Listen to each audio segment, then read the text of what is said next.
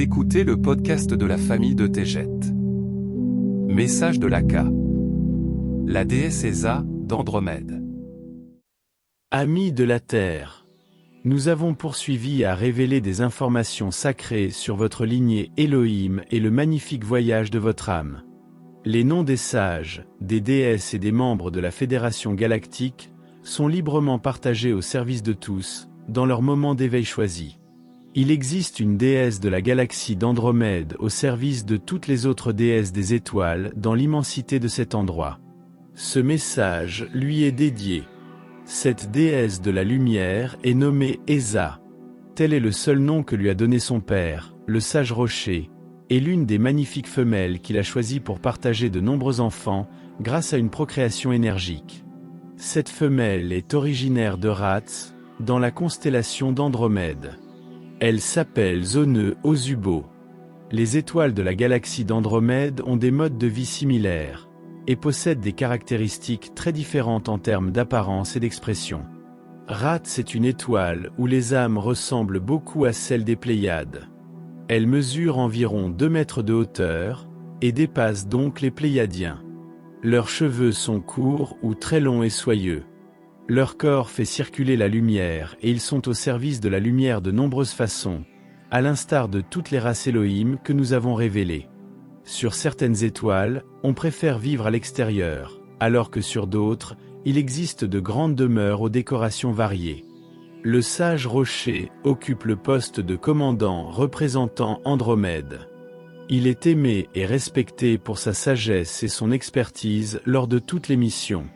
Ses voyages lui permettent de prendre la parole lors de conférences à travers toutes les étoiles d'Andromède. C'est dans le cadre de cette fonction qu'il a rencontré et choisi Zone Ozubo comme mère de ses nombreux enfants.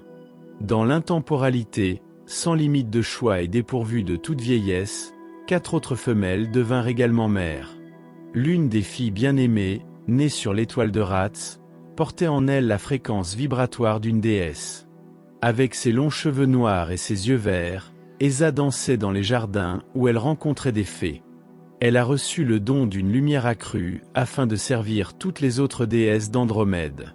La sagesse, la compassion et la connaissance des autres galaxies que son père lui avait enseignées étaient puissantes. L'expansion de sa lumière a touché de nombreuses autres âmes, car elle inspirait et partageait avec autrui depuis le fond de son cœur. Esa a choisi de ne pas fonder de famille, car tous ceux qu'elle rencontrait étaient comme sa famille.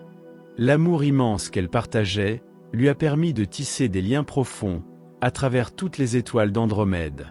Les autres déesses se préparaient à ses visites en organisant des célébrations, accompagnées de musique et de danse. Les nouvelles étaient partagées, et des repas élaborés étaient présentés avec opulence. La déesse Esa portait toujours de longues robes et des tuniques faites de cristaux roses étincelants. Son lion blanc voyageait à ses côtés dans un vaisseau argenté. Des rayons de lumière provenant du sol encerclaient son vaisseau, alors que ceux réunis l'attendaient avec impatience. La déesse Esa poursuit désormais son service, en tant que déesse en chef d'Andromède.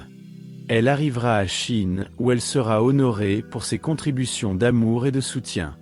Vous vous souviendrez de sa beauté, et vos cœurs seront touchés par sa fréquence de lumière. Elle demeurera la déesse connue à travers Andromède. De nombreux amis s'uniront avec amour. Bientôt, nous nous élèverons à l'unisson. Eneki me Ea. Je vous aime tellement. Laka.